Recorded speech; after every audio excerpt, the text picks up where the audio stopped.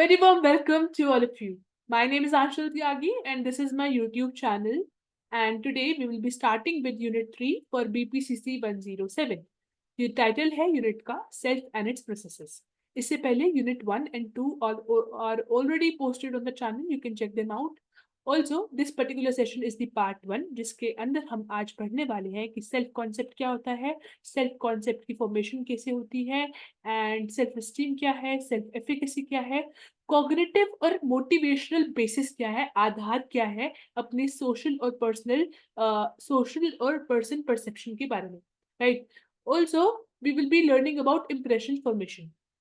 ये तो गया अपने कंटेंट के बारे में. I have a telegram channel जो आप ज्वाइन इन कर सकते हैं पीडीएफ और लेटेस्ट अपडेट्स के लिए. अगर आपको कोई भी डाउट है तो आप कमेंट सेक्शन में फ्रीली कंफर्टेबली पोस्ट कर सकते हैं. I will be replying back.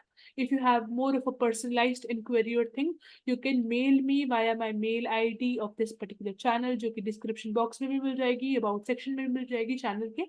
And if you feel it comfortable and if you feel it is worth it to subscribe, do like, share and subscribe the channel.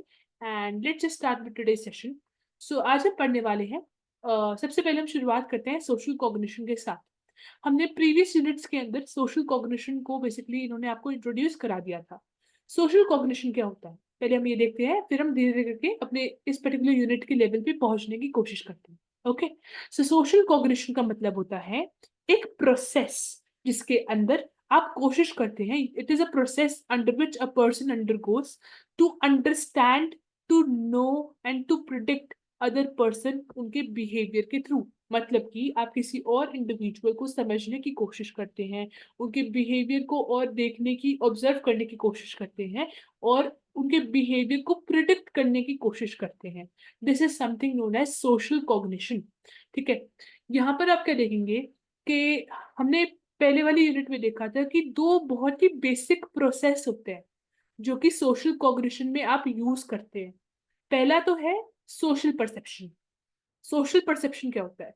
ये आपकी ability है, आपकी क्षमता है, आपका पोटेंशियल है कि आप दूसरे लोगों का, अदर पीपल, दूसरे लोगों का जो है फिजिकल अपीयरेंस, उनके वर्बल कम्युनिकेशन, उनके पूरे क्वालिटीज, फीचर्स, उनके बिहेवियर को ऑब्जर्व करने के बाद उनके बारे में एक इंटरप्रिटेशन बनाने वाले हैं.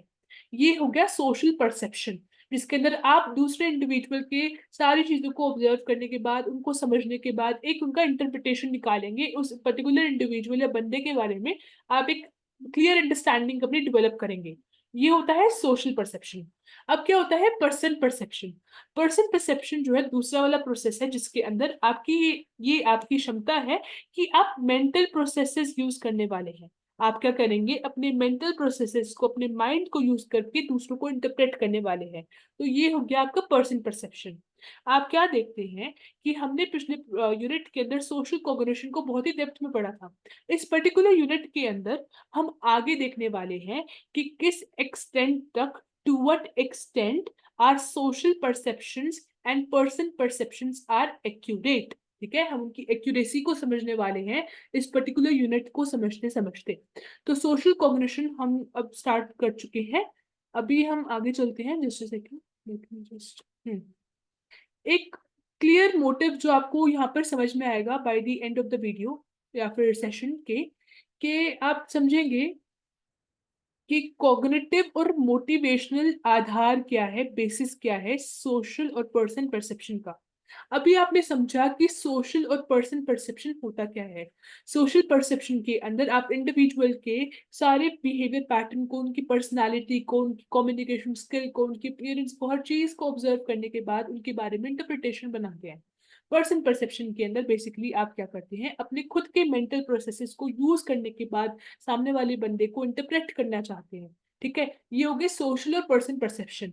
अब इनके पीछे ना आप क्या देखते हैं, बहुत सारे बेसिस होते हैं. मतलब कि आप सोशल परसेप्शन और पर्सन परसेप्शन को यूज कर रहे हैं, उसके पीछे आपकी कॉग्निटिव एबिलिटीज भी हैं और आपकी मोटिवेशनल एबिलिटीज भी हैं. ठीक है, मोटिवेशनल से आप समझ पा रहे होंगे ज्यादा इमोशनल एस्पेक्ट की बात कर रहे हैं, और कॉग्निटिव से तो क्लियर है कि ये माइंड की बात कर रहे हैं. ठीक है, आप क्या देखते हैं कि जो आपका कॉग्निटिव बेसिस है सोशल परसेप्शन या पर्सन परसेप्शन का, उसके अंदर हम क्या करते हैं, वी कलेक्ट इंफॉर्मेशन, उनको उस सामने वाले बंदे की इंफॉर्मेशन को कलेक्ट करते हैं, उसको प्रोसेस करते हैं और उसको सेलेक्ट करते हैं आगे के लिए उस पर्टिकुलर इंडिविजुअल की इंटरप्रिटेशन निकालने के लिए। मतलब कि आपके सोशल और पर्सन परसेप्शन के पीछे आपके कॉग्निटिव प्रोसेसेस एक्टिवेटेड होते हैं, मतलब कि आपकी मेंटल प्रोसेसेस एक्टिवेटेड होते हैं। But it is more important कि इस पूरे प्रोसेसिंग के अंदर जहां पर आप सामने वाले इंडिविजुअल की इंफॉर्मेशन को प्रोसेस कर रहे हैं, यहाँ पर आपके खुद के इमोशंस, आपके motivations, that is in motives का भी एक इम्पोर्टेंट रोल है। आपके एक पर्टिकुलर इंडिविजुअल के साथ क्या इमोशंस कनेक्टेड है कि नहीं, या सामने वाला इंडिविजुअल बहुत ही रैंडम है आपके लिए, या फिर आपकी पर्सनल मोटिवेशनल एस्पेक्ट्स क्या है, आपके एक पर्टिकुलर इंटरप्रिटेशन तक पहुंचने के पीछे आपके एनकरेजिंग फैक्टर्स क्या है, मोटिव्स क्या हैं, ये बहुत ही इंपॉर्टेंट रोल प्ले करते हैं आपके सोशल और पर्सन परसेप्शन को बनाने में। सिर्फ आपके मेंटल प्रोसेसेस तक ये सीमित नहीं रहता, ये आपके इमोशनल, आपके अफेक्टिव कंपोनेंट तक भी जाता है। ओके, सो अब क्या देखते हैं, बहुत बारी हमारे इमोशनल और मोटिव्स की वजह से भी आप इंफॉर्मेशन को डिस्टॉर्ट कर देते हैं, खराब कर देते हैं, गलत कर देते हैं अपने नीड्स, गोल और एस्पिरेशंस को कंप्लीटली पाने के लिए। यहाँ पे कहना क्या चाहते हैं कि आप समझेंगे कि बहुत बारी जब आप एक सोशल या पर्सन परसेप्शन जैसे सेकंड, ओके, बहुत बारी जब आप एक सोशल और पर्सन परसेप्शन बनाने की कोशिश कर रहे हैं, तो आप अपने कुछ पर्टिकुलर गोल्स हैं, ऑब्वियसली आप एक पर्टिकुलर इंडिविजुअल के बारे में इंटरप्रिटेशन बनाने वाले हैं, या फिर कोई भी एक इंफॉर्मेशन तक, एक कंक्लूजन तक उनके बारे में पहुंचने वाले हैं, तो सर्टेनली उसका कोई बैकग्राउंड होगा, कोई जरूरत पड़ी होगी। हो सकता है कि आप एक पर्टिकुलर परसेप्शन जो अपने माइंड के अंदर सामने वाले के लिए तैयार कर रहे हैं, उसके पीछे आपके खुद के कुछ गोल्स होंगे, आपके खुद खुद के कुछ एस्पिरेशंस होंगे जो आपको मोटिवेट कर रहे होंगे उस परसेप्शन को या उस इंटरप्रिटेशन या कंक्लूजन तक पहुंचने के लिए। तो हो सकता है कि आपके जो इमोशंस हैं, आपके पर्सनल बायसेस जो हैं, आपकी उस इंफॉर्मेशन प्रोसेस करने के तरीके को डिस्टॉर्ट, खराब कर सकता है। मतलब कि आपका सोशल और पर्सन परसेप्शन दो पिलर्स पे बहुत ज्यादा फोकस्ड है। एक तो आपके कॉग्निटिव एस्पेक्ट को लेकर और एक आपके इमोशनल एस्पेक्ट को लेकर। ये बहुत ही इंपॉर्टेंट होता है ड्यूरिंग, लाइक जब आप सोशल और पर्सन परसेप्शन को बना रहे हैं, एक इंडिविजुअल सोशल और पर्सन परसेप्शन को बना रहा है, एट द एंड आप सोशल कॉग्निशन वाले प्रोसेस के अंदर हैं, सोशल कॉग्निशन वाले प्रोसेस के अंदर हैं। तो ये इंपॉर्टेंट होता है कि आप अपना एक जो परसेप्शन बिल्डअप करने वाले हैं वो बहुत ही न्यूट्रलाइज्ड हो। सर्टेनली ये भी हमें इन्फो, लाइक फैक्ट क्लियर होना चाहिए कि आपकी जो एक पर्टिकुलर इंफॉर्मेशन आपने जो कलेक्ट करा है, उसकी एक्यूरेसी होना या वो ठीक होना, सटीक होना, उसमें ट्रुथफुलनेस होना बहुत ही ज्यादा इंपॉर्टेंट है, और ये कंप्लीटली आपके खुद के कॉग्निटिव और मोटिवेशनल बेसिस के ऊपर आधारित होता है। The information turns out the way in which it protects one's self-esteem, leading to various bias in our attribution process, in our managing impression, influencing self-presentation techniques. ये वाले जो दो पॉइंट है, ये आपको एंड में आते आते यूनिट के समझ में आ जाएंगे। यहाँ पर ये क्या कहना चाहता है कि आप क्या देखते हैं कि एट दी एंड आप एक इंडिविजुअल के बारे में परसेप्शन बना रहे हैं, एक इंडिविजुअल को डिकोड कर रहे हैं, उसके बिहेवियर को समझने की कोशिश कर रहे हैं।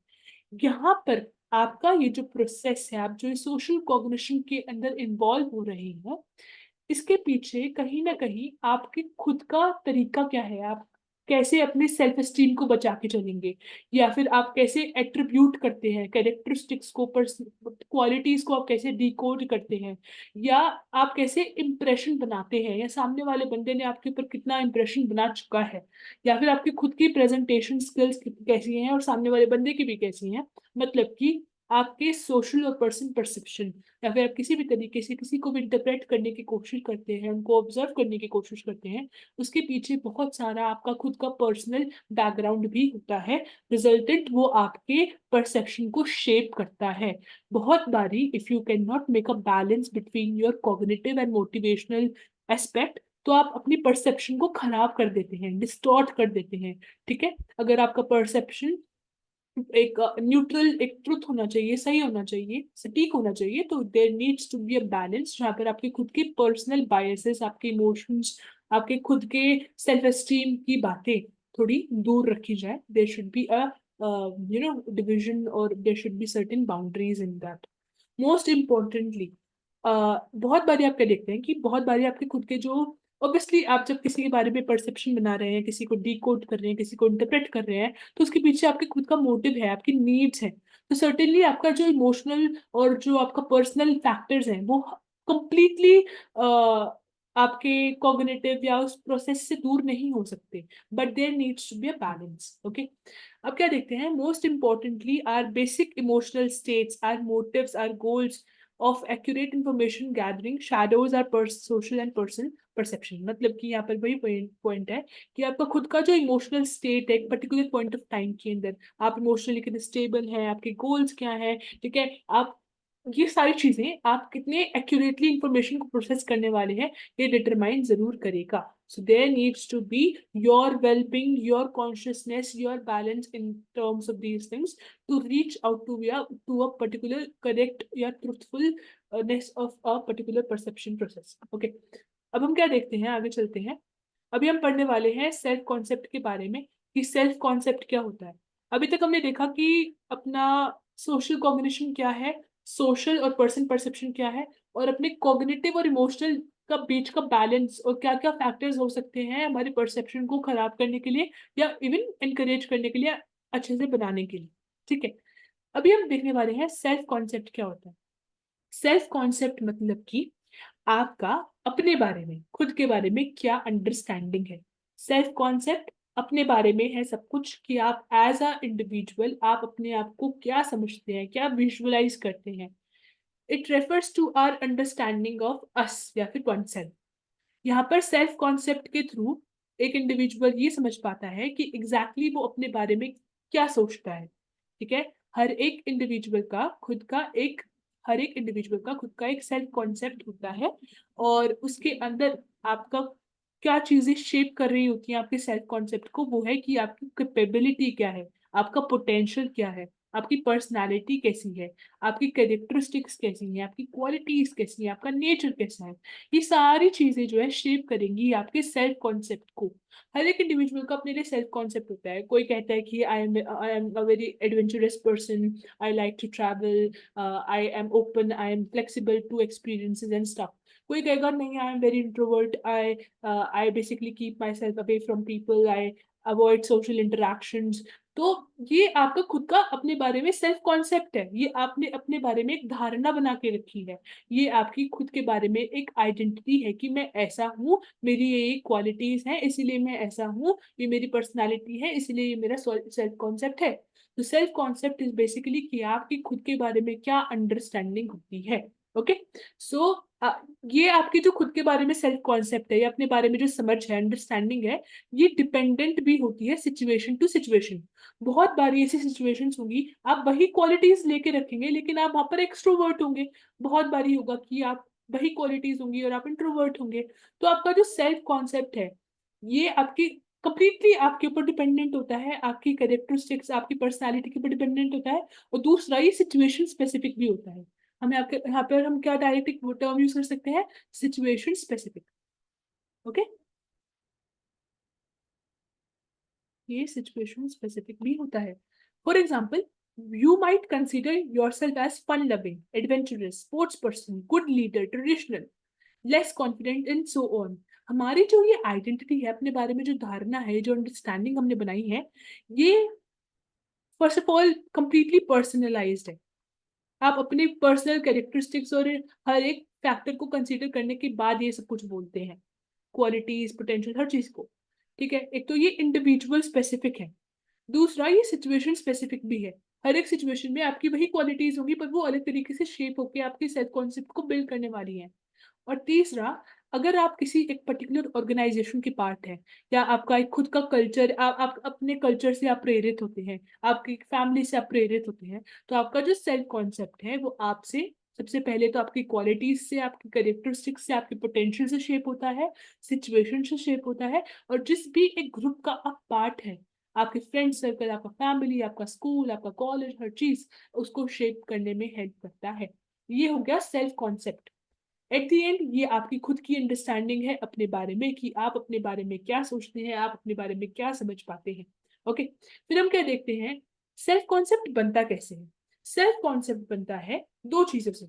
पहला, आपके एक्सपीरियंसेस, लाइफ के साथ आपने क्या क्या चीजों में इंटरेक्ट करा, लोगों को आपने क्या क्या सीखा, क्या क्या चीजें देखी, हर चीज आपके सेल्फ कॉन्सेप्ट को शेप करने वाला है।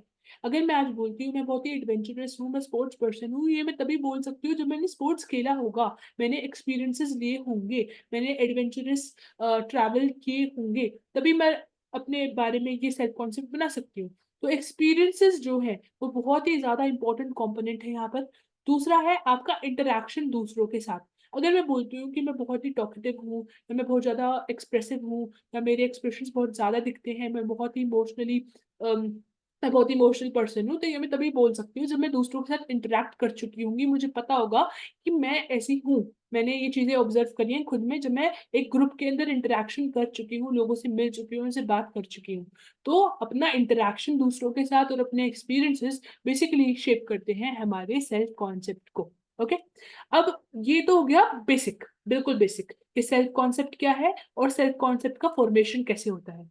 अब हम देखने वाले हैं थ्योरीज के स्पेसिफिक स्पेसिफिक थ्योरीज। बेसिकली दो ही हैं यहाँ पर आपको आपको जो बताई गई है इनके द्वारा, और भी होती है, पर अभी हम देखेंगे दो थ्योरीज जो आपको बताने वाले हैं कि सेल्फ कॉन्सेप्ट बेसिकली है क्या, या फिर सेल्फ कॉन्सेप्ट का फॉर्मेशन कैसे होता है। ओके, हम क्या देखते हैं, पहली थ्योरी है लुकिंग ग्लास सेल्फ। ये थ्योरी है। ओके, ये एक थ्योरी है।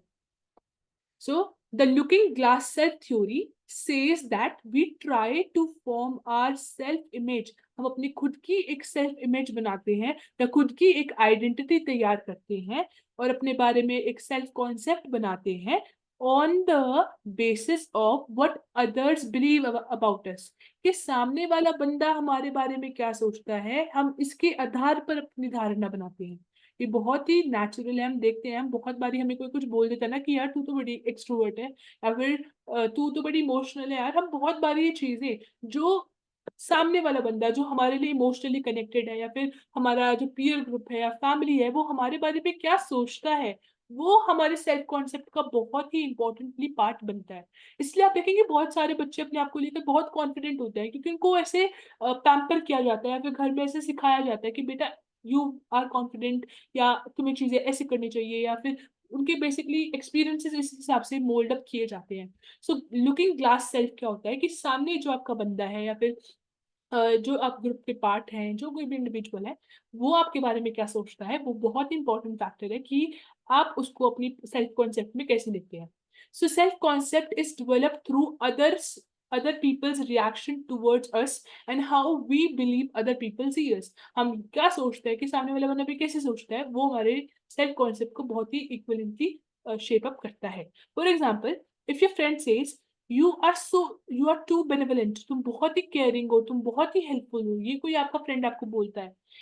अब क्या होता है, and there have been similar occasions जब others have come to you to discuss their problems and you have given a good response, you have helped them। तो अब क्या करते हैं, सामने वाले की धारणा को प्रूव कर देते हैं और अपने अंदर इनकलकेट भी कर लेते हैं कि आप बेनिवलेंट बनते भी जाते हैं with time. It just matters कि सामने वाला बंदा कौन है जो जिसकी धारणा को आप विश्वास करने के लिए कोशिश कर रहे हैं।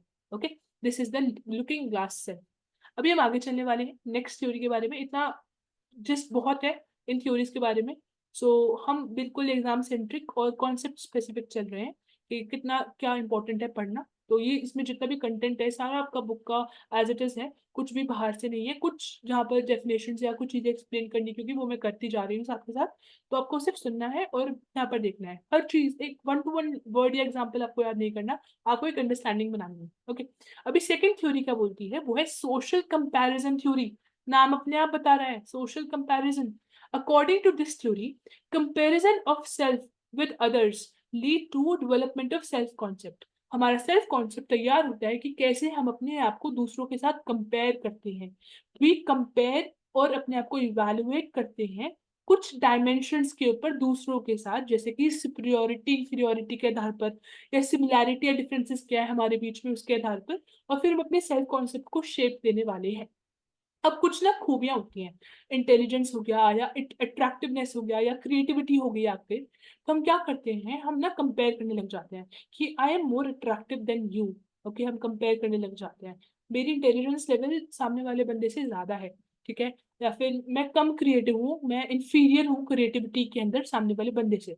तो सर्टेनली जब मैं ऐसे कंपेयर करूंगी करेक्टरिस्टिक्स के आधार पर दूसरों को सामने रखकर, तो ये मेरे सेल्फ कॉन्सेप्ट को बिल्ड करने वाला है। मैं इन सारी चीजों को अपने सेल्फ कॉन्सेप्ट के अंदर रख लूंगी कि हाँ मैं ऐसी हूँ, यहाँ पर मैं कम हूँ, यहाँ पर मैं इंफीरियर हूँ, यहाँ पर मैं सुपीरियर हूँ।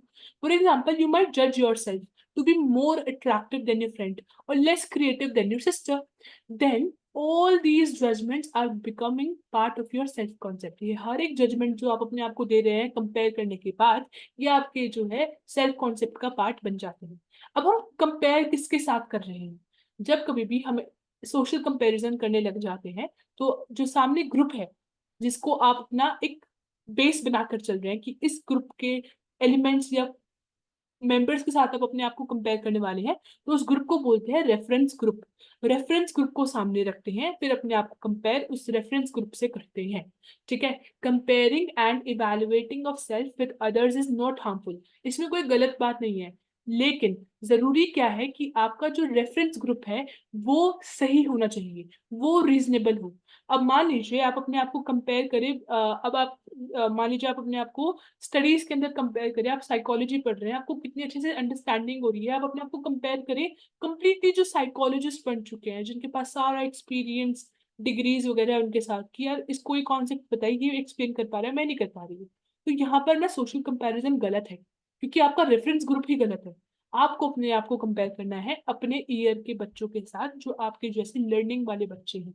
तो ये एक जस्ट एक एग्जांपल है कि रेफरेंस ग्रुप सही होना बहुत जरूरी है सोशल कंपैरिजन के अंदर, तभी जाके आप एक हेल्दी सेल्फ कॉन्सेप्ट बना पाएंगे। अगर आपने रेफरेंस ग्रुप ही गलत ले लिया, आपका रेफरेंस ग्रुप मान लीजिए बहुत ज्यादा एक्सट्रीम लेवल पे है, या तो बहुत ही ज्यादा अच्छा है, आपके क्वालिटीज जो अभी आप कंपेयर करने वाले हैं, फिर बहुत ही नीचे लेवल पे है, आपके लेवल पे नहीं है, आपके हिसाब से नहीं है, सेम कैटेगरी का नहीं है, तो आपका जो सेल्फ कॉन्सेप्ट है यहाँ पर खराब हो सकता है। So this is all about social theory, social comparison theory, right. अभी हम आगे चलते हैं, यहाँ पर इतना टाइम में इन्वेस्ट करना बहुत है। आगे चलते हैं और देखते हैं कि सेल्फ एस्टीम और सेल्फ एफिकेसी क्या होता है। So self esteem is basically कि आप अपने बारे में, अपने खुद के सेल्फ के बारे में क्या जजमेंट्स देते हैं, क्या इवैल्यूएशंस निकालते हैं। मतलब कि यहाँ पर सेल्फ एस्टीम के अंदर आप अपने बारे में क्या इवैल्यूएशन से जजमेंट देने वाले हैं, कि क्वेश्चन जैसे कि आर यू ऑनेस्ट, मैं ऑनेस्ट हूँ कि मैं डिसऑनेस्ट हूँ, मैं अच्छी हूँ कि मैं बुरी हूँ, या एग्जैक्टली मैं हूँ कौन, ठीक है। जब ऐसे क्वेश्चंस आप अपने आप से पूछने लग जाते हैं और इनके आंसर्स अपने आप से अपने अंदर खोजने लग जाते हैं, तो आप सेल्फ एस्टीम की बात कर रहे हैं, जब आप अपने आप को इवैल्यूएट कर रहे हैं। कुछ लोगों के अंदर बहुत ज्यादा हाई सेल्फ एस्टीम होता है, वो अपने आप को बहुत ही क्लियरली अच्छे से इवैल्यूएट कर चुके होते हैं, अपने ऊपर काम कर रहे होते हैं। कुछ लोगों के अंदर बहुत ही कम सेल्फ एस्टीम होता है, मतलब कि वो अपने आप को, अपने बारे में जो इवैल्यूएशंस निकाला है उन्होंने वो सही नहीं है, वो अपने आप को बहुत ही नीचे देखते हैं, ठीक है। तो सेल्फ एस्टीम जो है अपने आप के बारे में इवैल्यूएशन है।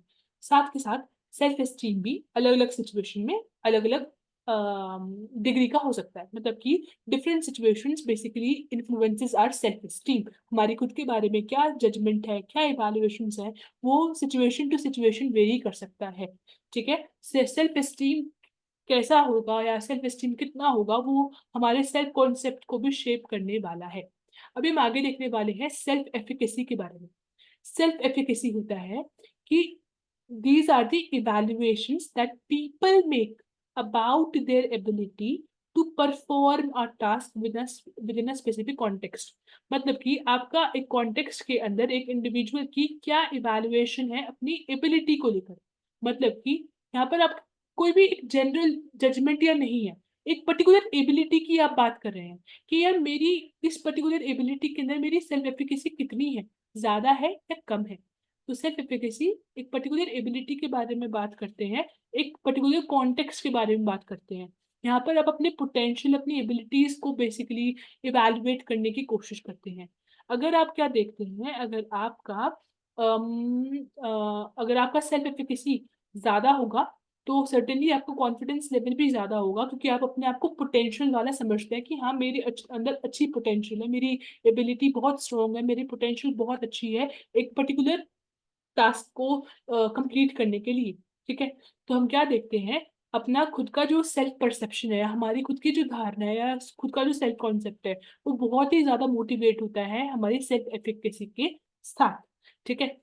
अब हम क्या देखते हैं, पॉजिटिव फीडबैक जो है, अगर हमें कभी मिलता है अपने किसी भी एक काम करने के बाद, और वो पॉजिटिव फीडबैक बेसिकली हमारी सेल्फ एफिकेसी को बिल्डअप करता है। अगर नेगेटिव फीडबैक मिलता है तो हमारी सेल्फ एफिकेसी भी गिरने लग जाती है, ठीक है? और exactly there is a contradiction, there is a thing कि बहुत बारी ना ऐसे होता है कि सामने वाला बंदा या ग्रुप हमारे बारे में क्या सोचता है और हम अपने बारे में क्या एक इमेज बनाकर चलते हैं। इसमें अगर कभी क्लैश आता है, कभी डिफरेंसेस आता है कि हम जिसको अपना रेफरेंस ग्रुप मान के चल रहे हैं और जो हमारी खुद की थिंकिंग है हमारे बारे में, उसमें डिफरेंसेस आते हैं, वो मैच नहीं कर रहा है, सिंक्रोनाइज नहीं कर रहा है, तो बहुत बारी आप क्या देखते हैं, हमारा सेल्फ कॉन्सेप्ट हिल जाता है, ठीक है? वो उतना स्टेबल नहीं रहता, हमें कॉन्फिडेंस लूज होने लग जाता है। सो देर आर चांसेस कि आपका जो सेल्फ कॉन्सेप्ट आप दूसरों के आधार पर बिल्ड करने की ज्यादा कोशिश करते हैं, वो खराब भी हो सकता है। अगेन यहाँ पर हम क्या बात कर रहे हैं कि there needs to be a balance, there needs to be a reasonable study कि एग्जैक्टली आप जो सेल्फ कॉन्सेप्ट अपना दूसरों के आधार पर बनाने की कोशिश कर रहे हैं, वो सही है भी कि नहीं, वो उसकी नीड है भी कि नहीं, ठीक है? अभी हम पढ़ने वाले हैं, नेक्स्ट अपना टॉपिक है इंप्रेशन फॉर्मेशन के बारे में और इंप्रेशन की मैनेजमेंट के बारे में। अभी क्लियरली इस पर्टिकुलर सेशन के अंदर हम इंप्रेशन फॉर्मेशन के बारे में पढ़ने वाले हैं। इंप्रेशन हम सबको पता है क्या होता है, बहुत ही बेसिक डेफिनेशन है कि इंप्रेशन, हम जानते हैं कि हमारा सामने वाले बंदे के ऊपर क्या इंप्रेशन पड़ रहा है, क्या हमारा प्रभाव पड़ रहा है, ये इंप्रेशन फॉर्मेशन के अंदर आता है। यहाँ पर हमारे पास ना कुछ 6 बेसिक बहुत ही जनरल प्रिंसिपल्स दिए गए हैं, जिनके थ्रू हम क्या देखते हैं कि इंप्रेशन फॉर्मेशन किया जाता है, हम कैसे अपना इंप्रेशन फॉर्म कर सकते हैं एक ग्रुप के सामने या कुछ लोगों के सामने। पीपल फॉर्म इम्प्रेशन, हम इम्प्रेशन अपने दिमाग में किसी की छाप, किसी का प्रभाव बनाते हैं of others quickly on the basis of minimal information and go on to infer, उसको अंडरस्टैंड करने के लिए दूसरे ट्रेड्स के बारे में। मतलब कि अगर हमें एक पर्टिकुलर ग्रुप के बारे में या एक इंडिविजुअल के बारे में इंप्रेशन बनाना है कि ये इंडिविजुअल है कैसा, अगर हमें उसके बारे में थोड़ी बेसिक सी इंफॉर्मेशन भी मिल जाती है, तो हम बाकी इंफॉर्मेशन को खुद से ना बना परसीव करने लग जाते हैं कि हाँ, आगे के ट्रेड्स, आगे की किसी क्वालिटी देखने के बाद, हाँ, ये इंडिविजुअल का इंप्रेशन ऐसे बन सकता है, ये इंडिविजुअल मेरे लिए बहुत ही चार्मिंग है, मैं इसके लिए बहुत पैशनेट हूँ, या ये मेरे लिए या मैं इससे बहुत मोटिवेट होती हूँ, या फिर ये इंडिविजुअल बहुत ही ज्यादा डिग्रेडेड है, ठीक है, या फिर इंडिविजुअल की पर्सनैलिटी मुझे अच्छी नहीं लगी। ये जो हम इंप्रेशन बना लेते हैं सामने वाले बंदे के लिए, ये अगर हमें बहुत बारी क्या मेजरली हम क्या देखते हैं, थोड़ी सी इंफॉर्मेशन हमें मिल जाती है, थोड़ा सा हम उनकी क्वालिटीज को, उनकी जनरल ट्रेड्स को देख लेते हैं और फिर हम उनका इंप्रेशन अपने अंदर बना लेते हैं। People pay attention to most salient features of a person. They notice the qualities that makes a person distinctive or unusual rather than to everything. हम बहुत बारी क्या देखते हैं, हम बहुत ही बारीक बारीक इंफॉर्मेशन को इवेलुएट करने लग जाते हैं कि एक इंडिविजुअल के अंदर ये स्पेसिफिक क्वालिटीज हैं, इसीलिए ये इंडिविजुअल का इंप्रेशन हम ऐसे बिल्ड करने वाले हैं अपने ब्रेन के अंदर। जब कभी भी हम एक इंडिविजुअल के बारे में इंफॉर्मेशन को प्रोसेस कर रहे हैं, अपने माइंड के अंदर परसेप्शन बनाने वाले हैं, उसकी इंफॉर्मेशन को चला रहे हैं, बहुत बारी क्या होता है कि हम एक कॉन्टेक्स्ट को लेकर, एक सिचुएशन या एक कॉन्टेक्स्ट को लेकर, एक उसका बेस लेकर उसकी इंफॉर्मेशन को इवैल्यूएट करते हैं, ना कि सिर्फ एक उसके बिहेवियर को एज अ यूनिट बोलकर। हम उसको क्या समझने की कोशिश करते हैं कि उसके उस पर्टिकुलर इंफॉर्मेशन को लेकर हम उसकी कंप्लीट एक कॉन्टेक्स्ट के अंदर क्या इंटरप्रिटेशन निकाल सकते हैं। मान लीजिए मैंने एक इंडिविजुअल को, किसी को कुछ डोनेट करते हुए देखा, मैंने उसकी क्वालिटी देखी क्या, हाँ, ये हेल्प करता है, ठीक है। अब मैं इसकी हेल्प करने की जो क्वालिटी है उसको सिर्फ हेल्प करने तक नहीं रखने वाली हूँ, अब मैं इसके अंदर कॉन्टेक्स्ट जोड़ने वाली हूँ, क्या ये ह्यूमैनिटेरियन है, क्या ये ऐसा है। मैं उसको फिर उसकी उस पर्टिकुलर क्वालिटी को या उस पर्टिकुलर इंफॉर्मेशन को मैं बड़ा बनाने वाली हूँ, उसको बहुत ही बड़ा बैकग्राउंड देने वाली हूँ, सिर्फ उसको वहीं तक सीमित नहीं रखने वाली। इंप्रेशन ऐसे ही तैयार होते हैं। We organise our perception by categorising और ग्रुपिंग स्टिमुलाई। किसी भी इंडिविजुअल के बारे में अगर हमें परसेप्शन बनाना है, एक धारणा बनानी है, तो हम क्या देखते हैं कि उसकी इंफॉर्मेशन को हम ग्रुप्स के अंदर डिवाइड करते चलते हैं। ठीक है, हम कुछ स्पेसिफिक हमारे दिमाग के अंदर ग्रुप्स होते हैं, उनको कैटेगराइज करते हैं और उसके बाद एक कंप्लीट इंटरप्रिटेशन हम निकालने की कोशिश करते हैं। For example, people wearing white coat are doctors. ठीक है, तो हम क्या करेंगे, अगर हमने कभी भी एक वाइट कोट वाला इंडिविजुअल देखा तो हम पहले उसको अपने दिमाग के अंदर एक ग्रुप के अंदर डाल देंगे कि डॉक्टर हो सकता है। फिर हम देखेंगे उसके पास उसके इक्विपमेंट्स क्या है, या फिर उसका बिहेवियर कैसा है, डॉक्टर्स की जनरल पर्सनालिटी कैसी होती है, उनको धीरे धीरे करके हम ग्रुप करते जाएंगे, फिर हम उसकी कंप्लीट परसेप्शन बना लेंगे। ठीक है, वी यूज कॉग्निटिव स्ट्रक्चर्स। हम प्रॉपर ना अपने दिमाग के अंदर ना माइंड मैप बनाने लग जाते हैं किसी भी इंडिविजुअल के बिहेवियर को समझने के लिए। उसकी इंफॉर्मेशन को ना माइंड मैप्स के अंदर ग्रुप करते हैं, पूरे स्ट्रक्चर्स तैयार करते हैं, और फिर जाकर हम उसके बारे में जो है कंक्लूजन या एक इंटरप्रिटेशन निकालने की कोशिश करते हैं। A perceiver's own needs और personal goals surely influences कि वो दूसरे बंदे के बारे में क्या परसीव करता है। अगर मेरे दिमाग के अंदर मेरी कुछ स्पेसिफिक, मेरे को किसी को ऑब्जर्व करना है और बैकग्राउंड में मेरी नीड्स क्लियर है कि मेरा टारगेट क्लियर है कि मुझे इसी डायरेक्शन में इस इंडिविजुअल को देखना है कि ये इसकी कैरेक्टरिस्टिक्स इस पर्टिकुलर ग्रुप के साथ मैच करती है कि नहीं, जो मैं चाहती हूँ ढूंढना उसके अंदर, तो मैं उसको उसका उसके बारे में जो जजमेंट है, वैल्यूएशन है, उसका परसेप्शन जो है उस तरीके से तैयार करने वाली हूँ। मतलब कि हमारी पूरी की पूरी परसेप्शन का कोई ना कोई ग्राउंड जरूर होता है, उसके पीछे कोई ना कोई हमारे खुद के पर्सनल गोल्स या नीड्स भी होते हैं, तभी हम उनको जो है एक पर्टिकुलर परसेप्शन तक लेके जाने की कोशिश करते हैं। अब बहुत बारी ना हम ऐसे इंप्रेशन ना गलत बना लेते हैं दूसरों के बारे में, बहुत बारी ऐसे होता है। तो कुछ रीजंस दिए गए हैं कि एग्जैक्टली क्यों होता है कि हम दूसरों के बारे में गलत इंप्रेशन बना लेते हैं। हो सकता है कि आपने जो मेंटल शॉर्टकट, मतलब कि आपने जो इजी जजमेंट्स बनाने की कोशिश करी थी सामने वाले के लिए, वो गलत हो। आपके जो मेंटल शॉर्टकट्स आपने ब्रेन में तैयार करे, उनके बारे में जजमेंट्स जो निकाली, ठीक है, शॉर्टकट्स जो आपने लेने की कोशिश करी, बहुत ही क्विकली आपने डिसीजन में लेने की कोशिश करी, ठीक है, हो सकता है कि वो बहुत ही ज्यादा गलत हो, रिजल्टेंट आपका ओवरऑल इंप्रेशन भी गलत पड़ा हो।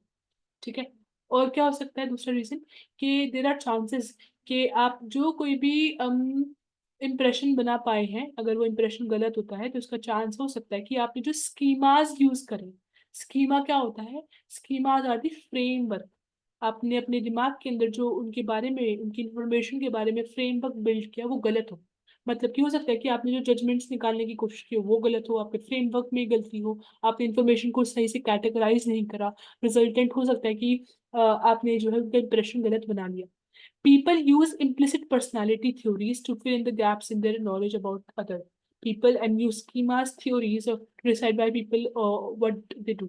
Exactly आप ये बोलना क्या चाहते हैं कि आप क्या देखते हैं बहुत बारी ना एक इंडिविजुअल की पर्सनालिटी की जो क्वालिटीज हैं उनको लाइक गैदर करके उन अपने दिमाग के अंदर जो भी फ्रेमवर्क या स्ट्रक्चर आप तैयार कर रहे हैं वहां पर उनको पुट करने लग जाते हैं। हो सकता है कि आपने जो ये इंफॉर्मेशन कलेक्ट करी है उनकी पर्सनालिटी को लेकर यही गलत हो, जो आपने नॉलेज गैदर करी है यही गलत हो। और हो सकता है कि आपने जो बाद में फ्रेमवर्क्स तैयार करे हो या जिन भी थ्योरीज के आधार पर आप उस इंडिविजुअल का इंप्रेशन को इवेलुएट करने वाले हैं वो सब गलत है। तो इंप्रेशन फॉर्मेशन या इंप्रेशंस आपके गलत तब हो सकते हैं जब आपने जो शॉर्टकट्स बनाए हैं, आपने जो जजमेंट्स देने की कोशिश करी है वो गलत है, आपका फ्रेमवर्क ही गलत है, आपका स्कीमा ही गलत है। स्कीमा, मेंटल शॉर्टकट्स वगैरह हमने फर्स्ट ईयर वगैरह में पढ़े हुए हैं, तो इसलिए I am not emphasising on them, just I am going direct. Okay, then question उठता है, why does it seem like our impression are accurate? बहुत बारी हमें लगता है when we have seen that our impression can go wrong. बहुत बारी ऐसे लगता है कि हमने जो एक इंडिविजुअल के बारे में इंप्रेशन बनाया है वो बहुत ही एक्यूरेट है, बहुत ही सही है, पर रियलिटी में वो गलत भी तो हो सकता है। तो तीन रीजन दिए गए हैं इसके पीछे by social psychologist and stuff. ये तीन रीजन है कि आप बहुत बारी ना इतने श्योर हो जाते हैं अपने इंप्रेशन के बारे में कि रियलिटी में वो गलत भी हो सकता है। रीजन ये है कि we often see people in limited number of situations, does never have the opportunity to see that our impressions are wrong. बहुत बारी आपने जो एक इंडिविजुअल को इवेलुएट करा है सिचुएशन के अंदर देखकर कि ये सिचुएशन में कैसे बिहेव करता है, हो सकता है आपने उनको सारी सिचुएशंस में नहीं ऑब्जर्व करा, आपने बहुत ही लिमिटेड सिचुएशंस में उनको देख पाए हो। सेकेंड है, we will not realize that our impressions are wrong if we make them come true That is the case with self-fulfilling prophecies. Even if an initial impression is incorrect, we often make it come true. बहुत बारी ऐसे होता है कि हम ना बहुत rigid हो जाते हैं। बहुत बारी हमने जो स्टार्टिंग में इंप्रेशंस बनाने की जो अपनी स्टेप्स लेते हैं, हम उनके साथ इतना रिजिड रिजिड हो जाते हैं कि हम ना पूरी कोशिश करते हैं कि हम उनको ही सच प्रूव कर दें। हम दूसरे डायमेंशन से उस पर्टिकुलर इंप्रेशन को जो हम बिल्ड करने की कोशिश स्टार्ट किया ही है, जो इनिशियल स्टेट के अंदर ही है, हम उसको दूसरे डायमेंशन से एंगल से देखने की कोशिश ही नहीं करते। उसको सिर्फ़ एक एंगल से देखने की कोशिश करते हैं। रिज़ल्टेंट यहाँ पर फिर हम बहुत ही रिजिड हो जाते हैं और हो सकता है कि हम जिसको इतना एक्यूरेट इंप्रेशन समझ रहे हो, वो गलत इंप्रेशन भी हो सकता है। Third is we might not realize we are wrong if a lot of people agree on that. बहुत बारी क्या होता है कि बहुत सारे लोगों से हम एक इंप्रेशन को ना मैच कराने की कोशिश करते हैं, इन्फॉर्मेशन उनके साथ शेयर करते हैं और उनका रिव्यू जानने की कोशिश करते हैं। बाय चांस बहुत सारे जो ये लोग हैं, वो आपके उस गलत इंप्रेशन जो आपने बनाया है उसके साथ एक्सेप्ट कर लेते हैं, एग्री कर लेते हैं कि हाँ, ये तो सही लग रहा है, यार एक्यूरेट लग रहा है। तो हम क्या करते हैं, उनके बहाव में आके, उनके इन्फ्लुएंस में आकर हम गलत इंप्रेशन का फॉर्मेशन कर लेते हैं। पर रियलिटी में हम उसको बहुत ही एक्यूरेट समझ रहे होते हैं। सो ये वाली सिचुएशंस हैं, ये रीज़न ये है कि एग्ज़ैक्टली इंप्रेशन अगर गलत होता है, तो उसका बैकग्राउंड कहाँ है, कहाँ-कहाँ पर चांसेस है कि आपका इंप्रेशन फॉर्मेशन गलत हो सकता है। So this was all for today's session and I hope कि आपको ये नया तरीका सेशंस का लेने का अच्छा लगा हो। कंटेंट में कंटेंट बहुत ही डायरेक्ट है एंड आई हैव ट्राइड कि मैं जितना इस कंटेंट के अंदर डिलीवर करना का ज़रूरत है, सिर्फ़ मैंने उतना ही किया है, एक्ज़ैजरेट नहीं किया है, पर इतना अंडरस्टैंडिंग बनाना आपका ज़रूरी है to understand the concept and that's all. And stay tuned for more sessions and do like, share and subscribe if you feel so, and let's just meet in another session and take care. Bye bye.